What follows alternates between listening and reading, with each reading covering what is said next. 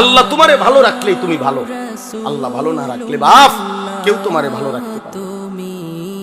তুমি আল্লাহরে কষ্ট দিও না, আল্লাহরে এত বেশি নারাজ কইরো না রে বাপ। আল্লাহকে লম্বা সময় ভুলতে নাই, কোরআন শরীফে আছে এটা বারবার বলছে আল্লাহ। আল্লাহ বলছে বান্দা আমারে বেশি সময় ভুলে যেও না, আমি যদি লম্বা সময় ভুলে যাও একদিন আমি তোমাকে তোমার পরিচয় ভুলাই দেব।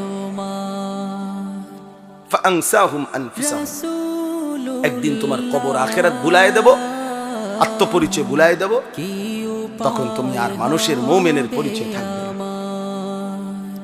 এই জন্য দয়া করে রাত গভীরে এই আমার শেষ কথা, এটা মেরাজ আমাদের নবী সাল্লাল্লাহু আলাইহি সাল্লাম আল্লাহর দরবারে গিয়ে যখন এত ইজ্জত এত সম্মান দিয়েছেন নবীকে, তো নবীজি আল্লাহর কাছাকাছি গিয়ে একটা কথা বলছেন, মাওলা আমার উম্মতের জন্য কোনো হাদিয়া দিবেন না?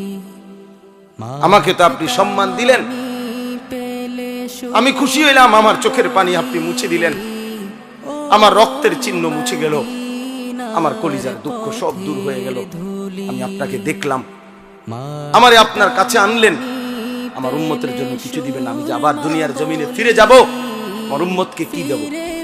তো আল্লাহ তাআলা বলেন, বন্ধু গত 10টি বছর 11 বছর আমি আপনার উপরে কত বিধান কত আয়াত জিব্রাইলের মাধ্যমে নাজিল করেছি, কিন্তু আমি এই 11টি বছর একটা আমল আমি শুধু রেখে দিছিলাম আমার কাছে, জিব্রাইল রে দিয়া পাঠাই নাই। আমি আল্লাহর আশা ছিল, আমার ইচ্ছা ছিল আপনি বন্ধুকে কাছে আইনা ওই আমলটি আমি আপনার হাতে তুলে দেব, আমি সরাসরি আমার কুদরতি হাতে আপনার হাতে তুলে দেব। এই জন্য বন্ধু আপনার আগলায়